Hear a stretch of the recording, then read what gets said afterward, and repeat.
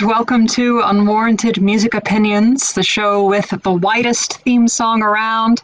I'm hopelessly stuck in the past here with Death Grips Pleb Fuck and you. Weezer Fan 420.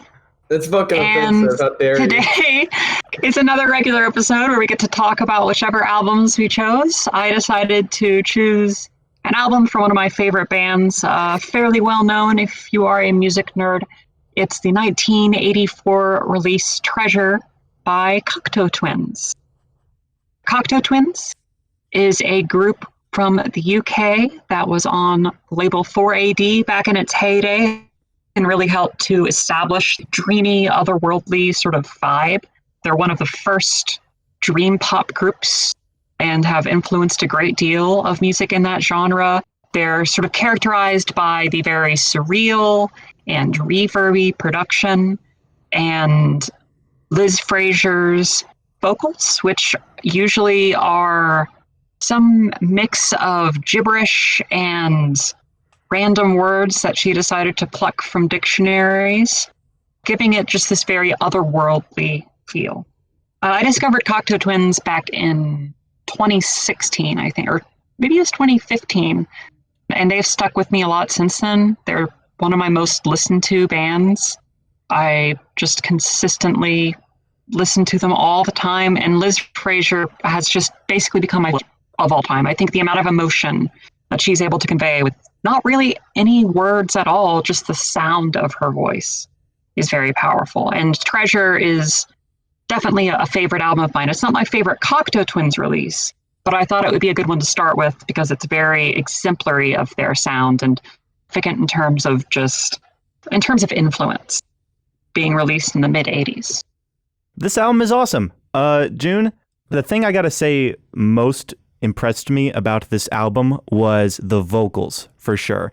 And I'm glad you warned me about the lyrics beforehand, because if you didn't, this would probably be a little different reaction. But going in knowing that helped immensely.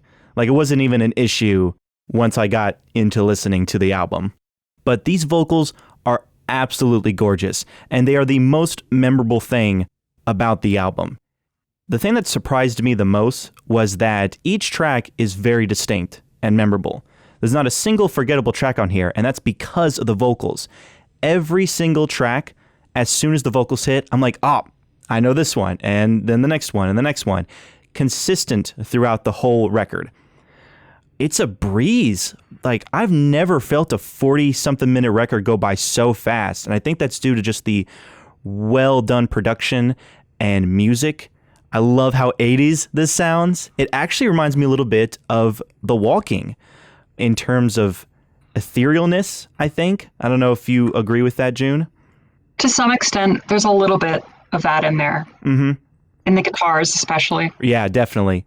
The keyboards, the drums, the bass, the vocals, yeah, they're all used very well and make for some very memorable tracks. I do think the lyrics are a little disappointing. Like I said, knowing that they're just gibberish and more used as an instrument makes perfect sense. However, the music here is so good that, I don't know, I really wish there was some actual lyrical content here and not just gibberish. I know there's some reasons why some of the lyrics were picked for what they were used for. Some little context. I know that there was some names and buildings that really stuck out to her. That's why she picked what she picked for the songs. And that is kind of interesting. But again, I really wish there was some vocals, but that's more of a nitpick in retrospect, because when I'm listening to the album, I don't even care. I do, however, have one actual issue with the album, and that's I think the songwriting is a little one note. They have like a musical idea, and then it just kind of repeats a couple times, and then that's the song. I feel like a little bit more variation would have helped some of these songs stick out more, because none of the songs really have a bridge or something that kind of switches it up to make things a little bit more interesting. However, the songwriting and music never really gets stale or annoying. So again, I think that would have just enhanced it. But as it stands, I still think it's really, really good. However, the one song that actually has some variation, that's probably my favorite song. It's hard for me to pick my favorite song actually, because they're all super distinct and memorable, is Domino, the closer. Love that track. I think that is a beautiful, beautiful song. Actually, a lot of these songs are very beautiful. Those huge like chorus vocals are amazing. Yes. Yeah. When I hear the term chamber pop, this is exactly what I think of. Just super reverby and pounding music that sounds like you're in a cathedral. Awesome. I do like every song on this album. I don't really have a least favorite.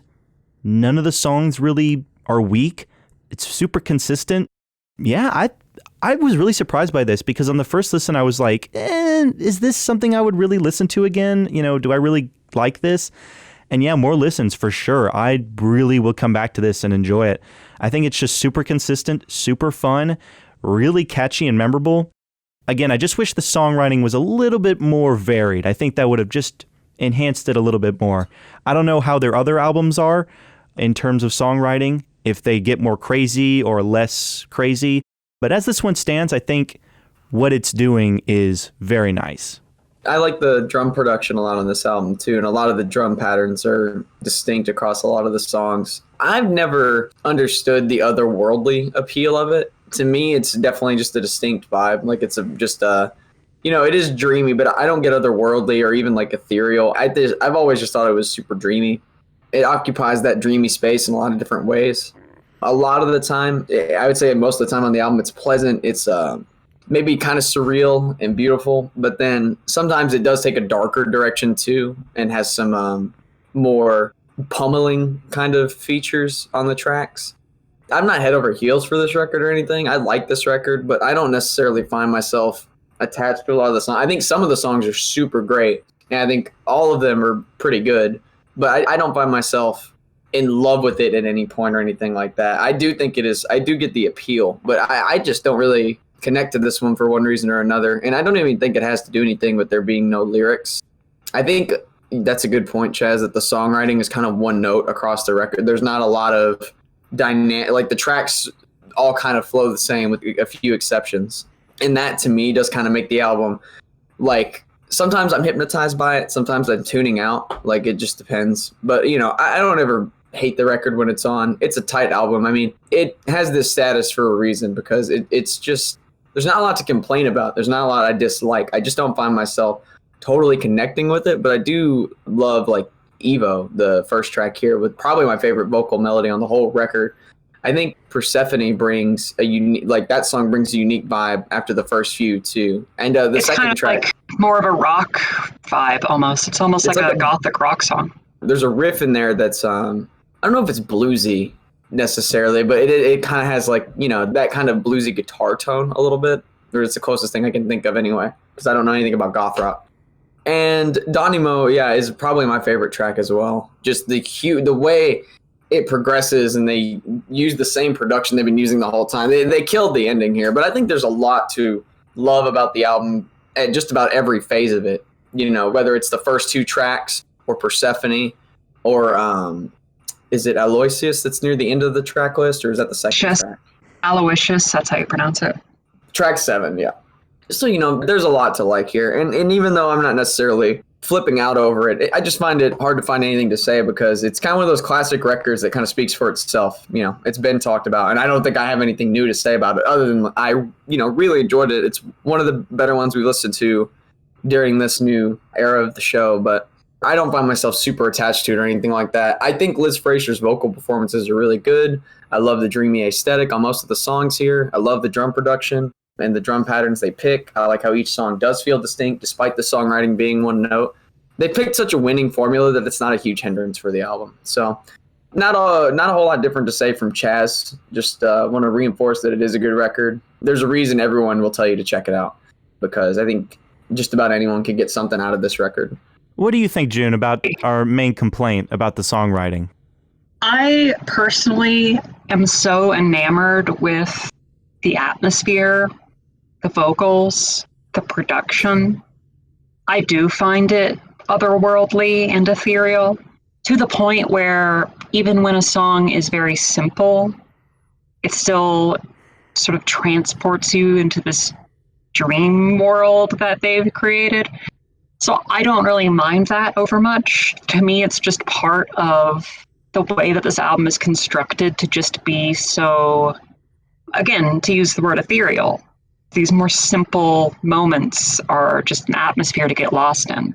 I think that they would start focusing a little bit more on melody on their next few records, not including Victoria Land, which is even more ambient than this is. But albums like Bluebell Knoll and my personal favorite, Heaven or Las Vegas, it's much more straightforward, pop-oriented, essentially. It really exemplifies the pop and the dream pop. It's still very dreamy, but this, I think, is their most ethereal and strange, in a way, album. I personally absolutely adore this thing, especially the first track, Evo. I love the little bells that chime on the chorus. It just, it's hard to explain because it's all just a feeling that comes over you when you listen to that song. I think Lorelei is a fantastic pop song. Persephone with that drum pattern and just that sliding guitar sound. Pandora is another highlight for me, as is Aloysius. Both have fantastic melodies. And Dynamo is a fantastic closer with just this very grand explosion of sound, which I think they would start to hone in on a little bit more on later releases, that just majestic sort of explosion of sounds that would end up being very influential to dream pop on the whole, and shoegaze, and a lot of other different, I mean, even like post-rock. This was a hugely influential album just based on Robin Guthrie's production, the guitarist and songwriter Robin Guthrie, who by most accounts has a bit of an ego, but still brought quite a bit to the group. And as I said before, Liz Fraser is just my favorite vocalist of all time. Like, it doesn't matter what she's saying, it's just how she's saying it. These songs may not have any specific meaning other than a specific meaning to her. Mm-hmm. You know, other than whatever feeling that she's expressing through this made-up language gibberish. You get the sense that it still means quite a bit to her, and I think that translates with her vocal performance, even though, you know, you can't pinpoint anything specific with it. So yeah, this album is just absolutely fantastic for me. I adore it. It was the first Cocteau Twins record I heard. I still come back to it fairly often. I'm at like a strong 9 with this one. I do enjoy Heaven or Las Vegas more just because I believe the songwriting and the pop melodies, just the vocal melodies on that album are so memorable. But here, it's a sort of different mood. It's a slightly darker, slightly more nocturnal mood that getting lost in is just a wonderful time. Right. So, yeah, I feel like I like it more than Brian does because I do get lost in that etherealness. And I am a huge fan of, you guys know this, I'm a huge ambient junkie. So yeah, the mood and vibrant feeling that this album creates, totally get lost in. It's just once I notice the songwriting issue, it kind of takes away just a little bit for me. And like I said, the lyrical content, while interesting and used perfectly vocally, just a little disappointing. But I'm glad to know that they do more things with that in later releases. I would totally love to talk about this band again. I'm feeling a decent 8 on Treasure. I was very, very pleased with it, and I think a lot of that it brings is very consistent, very tight, super breezy, and a lot of fun and super memorable. Like, there is not a single forgettable track on this record. Strong 7. Oh, that's better than a light 7. Strong beef 7. Maybe it'll grow on you. Maybe you'll stop being wrong one day. Big, chunky 7. I picked Mount Eerie's Lost Wisdom, the second record under the Mount Eerie name. Mount Eerie is mainbrain Phil Elverum. It is his project after his famous indie lo-fi project, The Microphones, which has one of the most essential lo-fi albums in the genre, with The Glow Part 2, which is an extremely well-known record. Lots of memes about this record. Lots of people love that record. And they're, in my opinion, the better of the, I like their release, their final release under The Microphones named Mount Eerie. I actually like that one probably a little bit more. And after that project came out, Phil went on to this one titled Mount Eerie, coming out first with No Flashlight, then with Lost Wisdom, a collaborative project with singer-songwriter Julie Doran and songwriter Fred Squire. Short, spur-of-the-moment record. They just it was the right place, right time sort of thing. And they sat down and recorded some songs that Phil had written, and they kind of put songs around them to give them structure, to put some instrumentals around them to give them structure. It's literally all the album is. It's under 30 minutes. A lot of the songs here are really short. It's like 2 or 3 longer tracks, and the rest is filled in with a lot of shorter ones. I love this record. It is my favorite Mount Eerie release. And I think it's a great place to start, too, because I think it demonstrates everything that's so great about Mount Eerie, which is the nature references, which are always, most of the time, poignant and like really beautiful. This feeling that you are very small in this massive universe around you, and just Phil's really, gentle, kind of boyish voice, I think, which is really likable, I think, really endearing. And on top of that, on this record, you have Julie Doran's voice, which is this really like soft and sweet. I think that you can see how she influenced Phil's songwriting, even up, beyond the microphones and into the Mount Eerie project, because I think the way that she sings now, and I believe she was making music before Phil was. She was part of Eric's Trip, the band Eric's Trip, which has been around for quite some time. Yeah, so I think she's influenced Phil's style, which I think goes underappreciated and understated when talking about Mount Eerie. I just love the songs on this record. I think they're beautiful, gorgeous, tuneful. I think the biggest selling point here is for me, it's the whole package, honestly. It's just these really great, tuneful acoustic and electric instrumentation guiding the soft and pretty voices of Julie and Phil as they just pontificate on being a human being, basically.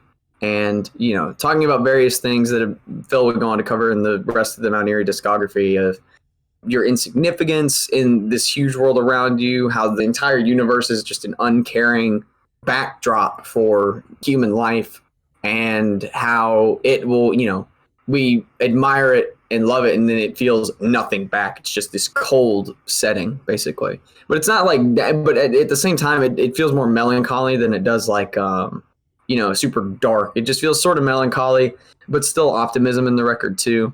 I just think it's such a wonderful representation of, like, how people feel, just maybe stated in a more artful way. I think it's amazing. I just wanted to do it for the show so we could talk about Mount Eerie now and more when we cover them again subsequently. Again, I liked this album too. I didn't like it as much as I liked Treasure, but I think what I liked about this album is a very different reasons why I liked Treasure. For one, the most consistent thing this week for me has been the vocals. The vocals on both your 2 albums have been amazing. The vocals on Lost Wisdom are gorgeous. The harmonies between the male and female are super, super beautiful and vibe so well with this interesting acoustic and electric guitar combination. And that's it. It's 2 guitars and the vocals. I don't think there's any bass. I don't think there's any other instruments utilized. I wish some drums were used, though. I feel like some of these songs would have had an extra punch. Because as they stand, I think they're fine. They're a little moody. Like, this is something I'm going to come to, like, on a whim. Probably not. I feel like I need to be in a mood to listen to this album. But I think some drums would have really helped. That's, like, my first issue with it. I do like how the album flows.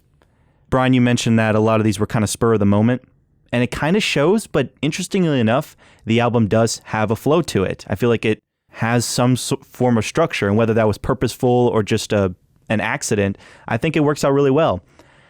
I wish there was more variation. Like I said, some drums or another instrument being used from time to time, because a lot of these tracks, very samey. Unfortunately, that's the biggest issue here. Little samey in the instrumentation. There's not a lot of things that's kind of... Yeah. Yeah, there's not a lot of things That's that how distinct. I feel as well. There's not a lot of things that distinct one song from the other, except the lyrical content. Now, I'm kind of half and half on this. I think that, yeah, like I really appreciate the things that you mentioned about this record, with the vocal presentation and just the vibe. And I also appreciate some of what Brian talked about in the lyrics and just the outlook on life. It's very stark, it's very affecting, it's very relatable. I think that, as you mentioned, the harmonies between Phil and Julie are the selling point of the album. It's the best thing about the album. Where I struggle just a bit with Lost Wisdom is in the songwriting. Not to say that the songwriting is ever bad. In fact, it's pretty much song for song pretty strong. But there's only a few songs here that I really love, and that's the title track, which has very memorable melody to it. Mm-hmm. Voice in Headphones, which sort of interpolates a melody from Bjork's Undo and just turns it into this very different atmosphere with this whole sort of background. I don't know how many more vocalists they got on the song, but it sounds like it's more than just... It's just overdubs. It's just them. So it really just adds this, I don't know, it's like you're in a room with all of these people. Yeah, I get the same feeling in the production. To represent this, and sometimes you can hear them put down the instruments, at the end of the song. It's very off the cuff. I think with the borrowed Bjork hook too, I think they've actually made a better song with that hook, but this song obviously couldn't exist without Undo. I mean, it's a song about a song. Honestly, my favorite song is You Swan Go On. It's not really much of a song. It's a very nice one. That one, the melody stuck with me the most. You're right, June. The catchiest fucking song on this album is Lost Wisdom, the title track. That Lost Wisdom. And it's just as slow and quiet as the rest of them. I just remember the melody and I remember the lyrics more. My issue with the rest of the record, and it's short. It's not a hard listen. Yeah, it's like so it never wears on minutes. By the end of the album, I'm starting to feel like I've really heard these chord progressions before, and I've really heard these vocal melodies before. There's not a lot in the way of chord progressions and vocal melodies. And even the guitar melodies that really stick out with me further along the record. There's still moments, let me see, like If We Knew, there's kind of a nice little guitar lick there. Yeah, that's a good one. Isn't particularly complex. It's not like these songs had to be that much more complex. I just wanted maybe just something more melodically to keep me invested. They also end quite abruptly, and they're quite short. And I think some of these songs are just a bit underwritten. I know that it plays into the whole lo-fi recording and the off-the-cuff nature of everything, and how Phil, I think, just had these lyrics and wanted to get them out, and met with Julie and Fred, and they just wanted to throw something together. And that sort of spark of inspiration does shine through to make this a worthwhile listen, for sure, and to make the emotions here very tangible.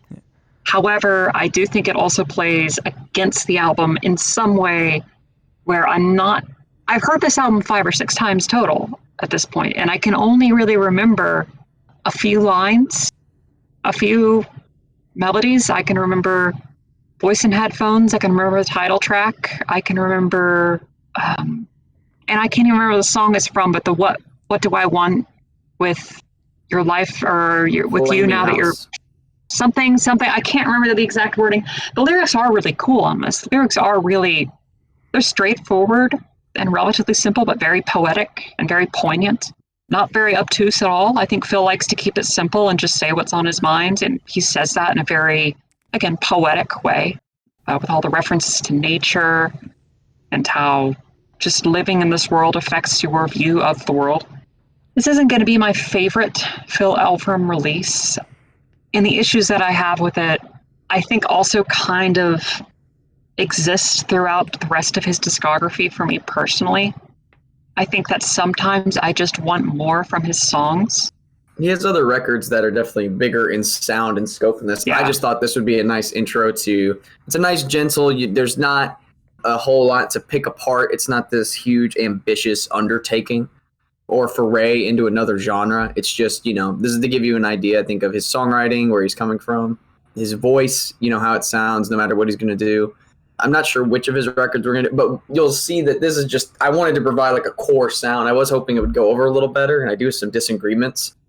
I definitely think every song here is memorable and distinct for its lyrical content, for the instrumentation, and for the vocal melodies that they latch onto. Every song here is super distinct to me and has its own, at least one, memorable moment in it. I love the super, upbeat. It's the happiest song on here is You Swan Go On. Super good finger picking through the chords on there is just super upbeat, super pleasant, super, it's lovely, I think. I am gutted that neither of you mentioned Oh My Heart, which is easily my favorite song on this record. That's actually, I think, my least favorite. Really, I album. love like the wonderful. I disagree. I think wonderful- it's really good. It's a good last song before the closer. Like it's probably the most heartbreaking song. To me, it is the closer. It's just this, and Grave Robbers is sort of this epilogue to me. But I think Oh My Heart is fantastic. I love just how hypnotic and beautiful the song is. Just this little quiet ode to going forward. The way the pacing of the song is just so flawless. It's just super metered out and gives you a lot of time to work with the emotions that are in it once you can recognize they're there. I love With My Hands Out, talking about trying to come out of a bad situation better. It has one of the more memorable refrains as well. Obviously, that's what I latched on to for most of these. The refrain on With My Hands Out, I think it has one of the best tracks there for sure, just because of the vocal and guitar melodies. I think just a higher quality than the rest of the album, in my opinion. I think You Have Voice and Headphones is like the only song on here I would call epic in scope. Just this massive tribute to this Bjork song, borrowing the hook as well, and just uplifted by it probably has the most. It might be the only song with production. Like it very well could be for all I know, but it is just so standout in this track list. And it's just this huge, gorgeous, to a point where it almost becomes like an art pop song itself, even though it's just riding the super simple 3-chord groove and then is totally swirling in like these vocal effects. The moment on What has my favorite lyrical moment on the whole album, where it's what will I do with my skin now that you've eaten it, my bride? Nothing. I do not want it. Just let me feed you. It's just such a beautiful, poetic moment. Just absolutely like so heartfelt and just so tender. I could go on, but I think the appeal of the album lies in understanding how quietly beautiful it really is. I'm kind of like both sides right now. Like I agree with some of what Brian said. I agree with some of what June said. For me, the biggest issue here is the instrumentation. While I do like the electric guitar and acoustic guitar blend, you don't really hear that often because it's not really a typical thing that's utilized. And I think it gives them a very distinct sound. You're totally right, June. Some of the melodies here could be punched heavier if it had a little bit more variation. I think some drums would have carried off because that chorus in Lost Wisdom is begging for a beat. Begging for a beat. I disagree with you, June, however, about the lyrics. I do like them, and they're very poetic. I don't get the sense that the lead singer is kind of speaking on his mind.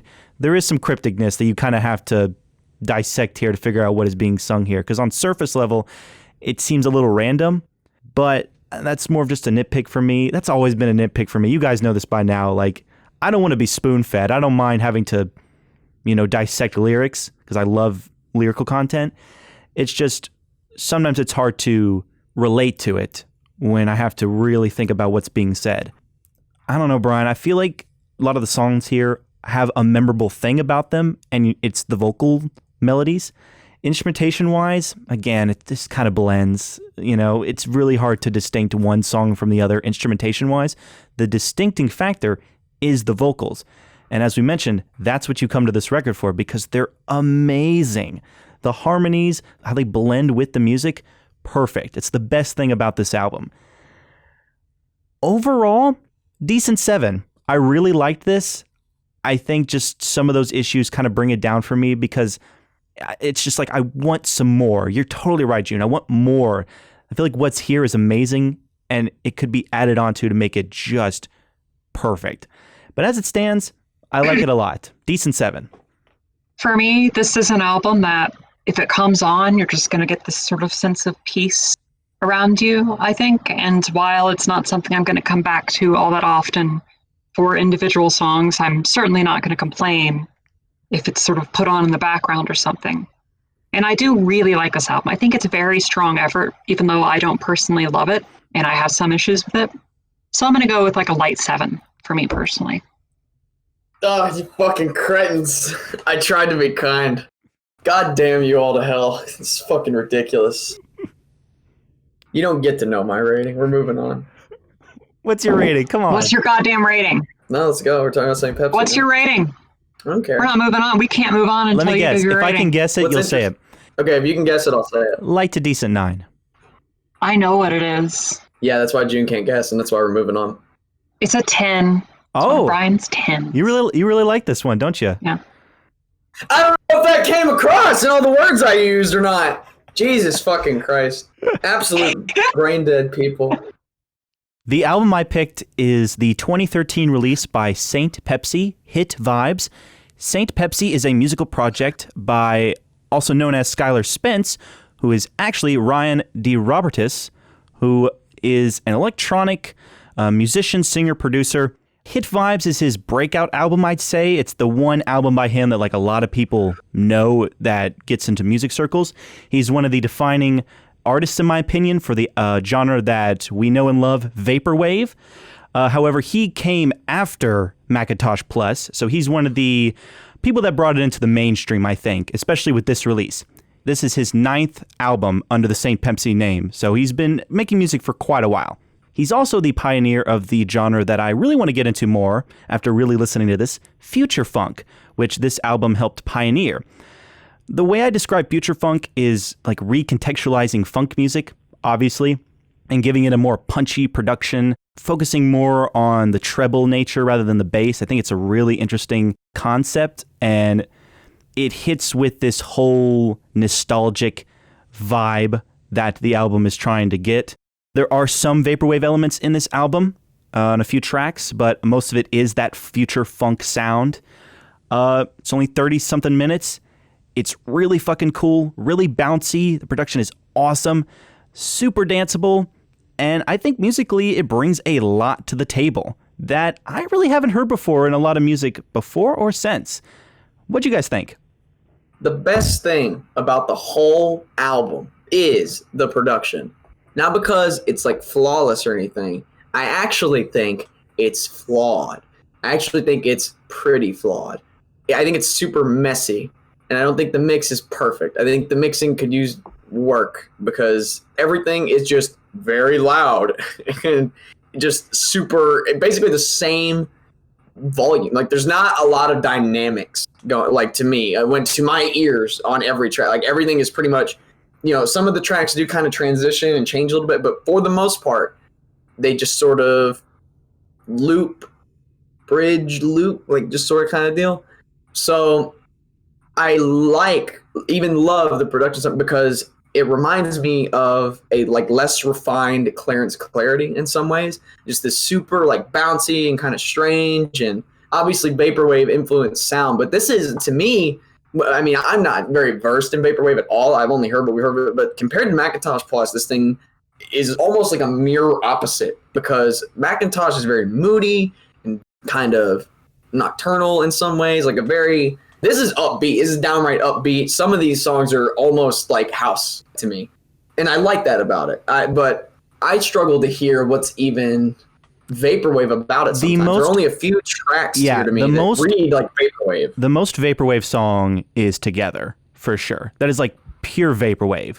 You know, slow down, soul pop, that's vaporwave.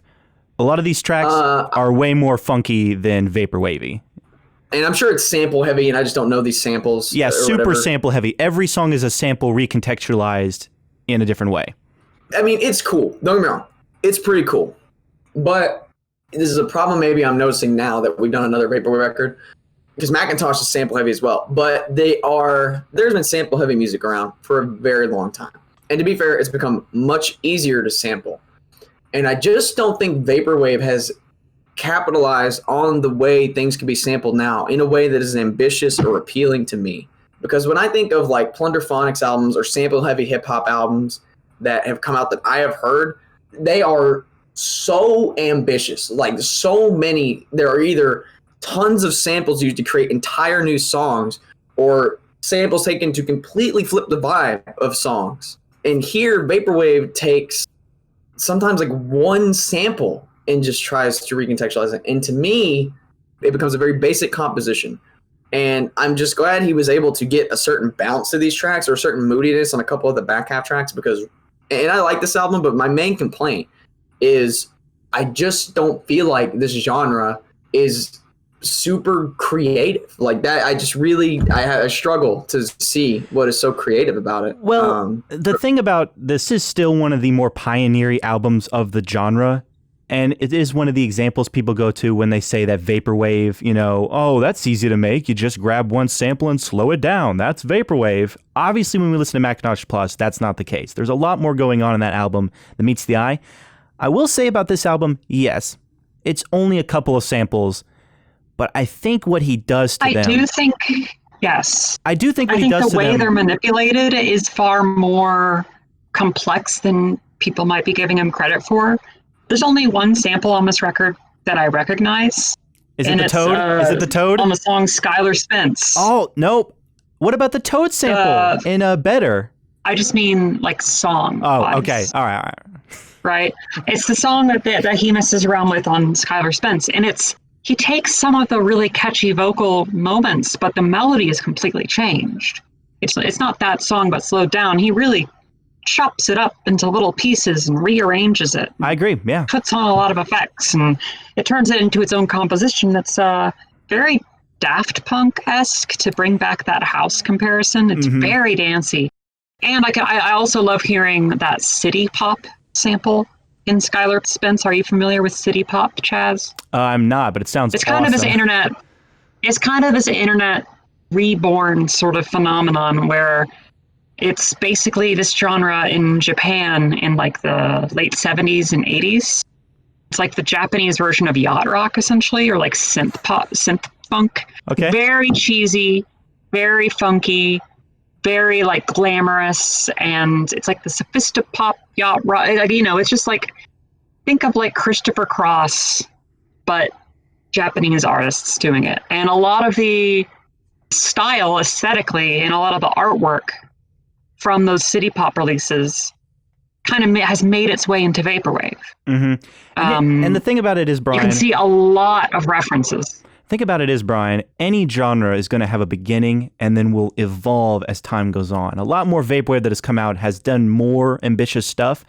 But to give an example of a vaporwave album, it's not my personal favorite, but I think you might like it more if you want that more ambitious sampling, is Blank Banshee, which came out with Blank Banshee 0, which came out the year before this one. Very more electronic, but still in that vaporwave style. Definitely a lot more weirder and experimental with it than this one is. This one is definitely taking more of a pop funk vibe to it. I think this record has really good pop sensibilities. I just don't understand, and this is just me, I'm not saying it undoes it because I think this, but like I just don't understand what makes this like a new genre. Like to me, this just sounds like a decent like synth funk record. Like that's really just what it ends up sounding like. It's because these songs are taking a couple samples, it's a few different samples from the same song, right? Like it'll take a vocal melody here and it'll take a little bass lick here and a little piano flourish here, and turning them into different compositions. The compositions which are not verse, chorus, bridge, chorus, pop structure. It's much closer to something like house. Right, which is fine. That's whereas a fancy electronic structure. And I think its connections to vaporwave in the way that it's produced, even though it's much more upbeat than a lot of other more ambient kind of vaporwave is, the effects on the vocals, the effects on the instrumentation, a lot of that still comes from that same school of production that vaporwave comes from, making it more future funk, right? It's the electronic dance house vaporwave version of all this old synth funk stuff. Yeah, I agree. Because and this album does that in spades. You're not going to hear the acoustic instrumentation, like a bass or funk guitar that you might hear on like an early 80s Prince record or other synth funk of that nature. It's a lot more vibey, it's a lot less focused around vocal melodies, even though there are a lot of really catchy hooks. It's more about just swirling them around and Frankensteining something back together to make it different than what it was originally, which I think is pretty cool. And I think it's done successfully on this record. I think the composition is more complex than some people probably give it credit for, even though I do think by the end of the album, it started to get a little stale. Yeah, I think just that might a tad. Just a tad. Really? I remember you mentioning that, and I disagree. I think like throughout, like honestly, it's pretty consistent to me. Like I know I'm like a boomer right now. Like I'm like, what is this vaporwave that these dumbass kids are making, but like, I can get like explaining it to me is helping me understand my stupid boomer brain kind of come to terms with it. Right. But I do like this album. I like how bouncy it is. I like that it does have a little bit of variation. There are some tracks that are kind of more, I guess, classical vaporwave. I don't know what I'm talking about, but they're like more vibey and like kind of, back a little bit, but they're still kind of, they don't ever feel like downtrodden to me. Like Miss You maybe is the one, but like, I think it's pretty consistent throughout. I like a lot of the songs here. To me, the album just flows all as one. I'm not like picking out songs or whatever. So I'm just looking at it as like one big piece, basically, because that's just kind of how it flows for me. And I like it. I honestly like it. But as far as things you pick this season, it is my favorite that's not Andrew WK at this point. But I don't like it because it's like, wow, look how they crazily chop, because I don't really know these songs. So to me, they're just being presented like... They're like being presented for the first time, you know what I mean? Right. So knowing how it's made doesn't necessarily increase my love for this thing. I can admire that, sure. But I think the most appealing parts about this is how, in a way, how bouncy he was able to make these songs that existed long before, and flip them around. Because they're basically his songs now. That's really the point I'm trying to make, I guess, is these are basically just his songs. If I go back and listen to the original, I'm not, he just has made an entirely new song with sounds that were there before. And those songs live or die by how good they are on, how catchy how bouncy can he make them, and can he flip them to sound more upbeat? And he basically succeeded. It's just not the most amazing thing in the world to me. But it is pretty fucking cool. And I definitely like this more than Macintosh Plus. I think this is a little bit more of a creative spin on the vaporwave thing. But, I don't know. I think I'm just kind of being a boomer a little bit. I think maybe I would need more time with it or more experience with vaporwave to maybe be able to appreciate it more. Well, the thing is, I love this album a lot. I heard this album for the first time way back in the day in my early days of college, just on a whim, because I was really getting more. Way back in the day, like 3 years ago. You've been based for years at this point. 3 years is technically a huge section of our life, or like 4 years-ish is like technically a huge portion of our lives right now. The thing is, I've always known about vaporwave and I've loved it a lot, but I always was more on the Macintosh Plus ambient vibe that vaporwave brought. So hearing this one, it was like a whole new sound for me, and it really stuck with me a lot. This album has always been on the back of my mind, and I just come back to it every now and then, and it just always is a treat.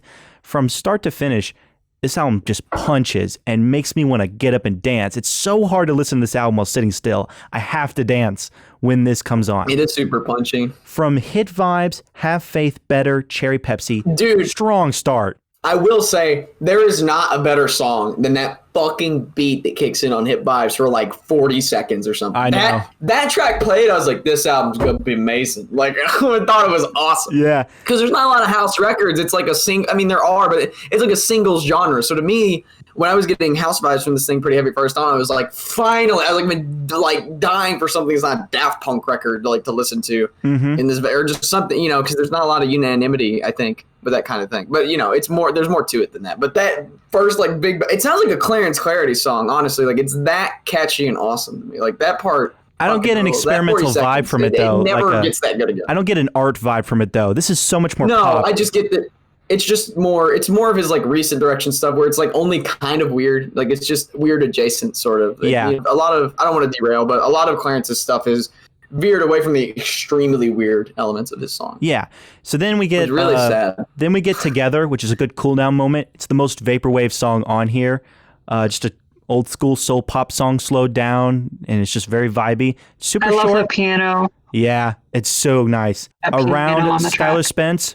Great tunes. Then we get a great interlude. I love this sample of this Woody Allen movie with Edward Norton. I love the line, it's more in my ballpark. Not my ballpark, but, more in the ballpark. More in the neighborhood. Love that. Love it's that better neighborhood, not my neighborhood, but a better one. Just Edward Norton being an ass in the 90s, like portraying a jerk in the 90s. Like, that's just pretty classic, I gotta say. I think this album is a little front heavy, just a smidge. The back half is... It kind of is. Yeah, the back half's all right. I like the back half. I think it's pretty consistent, but it is... All the hits are up front. Yeah. Like, no denying it. Like, I like the back half. Skylar Spence to me is the peak of this record. Really? Skylar Spence... Yeah. I don't feel very strongly about that song. My favorite on the back half is Miss You, is like the closer. I think that song's actually awesome. I think that Skylar Spence is my favorite song. after that, I still really enjoy everything else that comes after. I think I Tried has a almost more of a lo-fi hip-hop flavor to it than the rest of the tracks. But Miss You is easily the most melancholy song. Yeah, and it's a gorgeous song. The closer. And I think it does have a very beautiful ending to this album. I think switching it up at the end was a really good idea. The outro. Fucking adore the music on the outro with that sample. It's so, like, the nostalgia is vibrant throughout this album, and it ends so high. This album has some major highs, and even the lows, like, aren't bad low. They're just, like, all right. Yeah. Again, I have some love for this genre, so I'm a little biased here. Decent 8 all the way for this one. Fucking love this album so much. I just think it's a little front heavy. I think some more variation, as you mentioned, June, earlier in the back half, maybe would have been a little better. I think most of the hits are in the front. But when it's good, I mean, god damn, I just want to get up and move. From Hit Vibes to Cherry Pepsi is like stunning. Absolutely stunning. Yeah. Oh, yeah. Those first 3 tracks are fantastic. It kind of slaps. I feel like it kind of slaps. I'm feeling like I liked a decent 7. It kind of slaps. I do like this thing. I just, I think albums like this are why the show exists, because I don't necessarily need to talk about why it's like, I feel like I'm being educated, like talking about them, because I don't know anything about them. I would never listen to them if Chaz didn't pick them. Strong 7 slaps. Yeah. It does kind of slap. It honestly does kind of slap. Yeah. This is my only album I've listened to by Pepsi that like I really listened to, but I mean, you should pick more Vaporwave. I think if you keep doing Vaporwave, we shouldn't do too many sequels. I think just keep going. Let's do different records. Oh, yeah. I might do Blank Banshee. I feel like, so you have like the trifecta of the early Vaporwave. You've got the poppy funk of Saint Pepsi, the dark ambient of Macintosh Plus, and then you got the experimental weird shit of Blank Banshee. I might do Blank Banshee. It's not my favorite, but it might go over well. So we'll see. All right, we got next week. Next week? Yeah, Ryan, next week. We're doing... stop it. You are not the host. We're doing... You are absolutely not the host. So next week we're going to do... Oh my God, I'm going to come to the screen and strangle you. Is it 2020? Oh, we're doing records from... Are we? Yeah. We are doing a new segment for the show that I thought would be interesting to get more of the new music coming out onto the show. We're going to do a new segment called New Albums, where we have to pick an album that has come out this year. Okay, well, I'll go ahead and throw my choice out there. We're going to do Honeymoon by Beach Bunny, which I think Chaz is going to be a big fan of. It's kind of like a good version of Diet Sig. Oh, it's cool. I've actually heard this one. Diet Sig is coming. You better quit. What are you awing about? It's okay. I feel like you can add some stronger picks, maybe. I don't want to talk about the album that I don't know. I just want to talk about it. I listen to it a lot. You better quit name dropping Diet Sig. It's coming. It's coming. What, this episode? Chaz, hey, Chaz, look at me in the eye. Are you going to do the new Strokes album? No. Oh, okay. Never mind. I've only listened to one song by the Strokes. Is the new Diet Sig album out? Yeah. You should do it for this episode. No, I've got a banger. I've got a banger. We're doing Oliver Tree's debut, Ugly is Beautiful. Yes! Yeah! Fine, thank you. A good pick. Fuck. Honestly, I want to do Liana La Havas. I was going to do another record, but I want nice, yeah. I want to do the new Liana La Havas because there was a really good single off of that one. So, yeah, I was joined by Pinkerton's Better Than Blue, 420. That's you, Chess. Oh, I couldn't guess. Who are you? Wait, you got to introduce yourself. And Gay. Yeah, that's Brian. Junior Wow. Gay. No, Junior Interesting. Gay. Brian is when's that Buckethead collab coming out? 2/28 Death Grips. Why is it 2/28? I don't fucking Is that the date? Is that the release? Maybe. Oh no, hold on. I got a better I'm outro. June Lindbergh. I was joined by Wishes He Was Raised by MC Ride. And Chaz, that's a weird thing to wish for. That's a kind of a weird thing to wish for, Chaz. And we'll be back next time.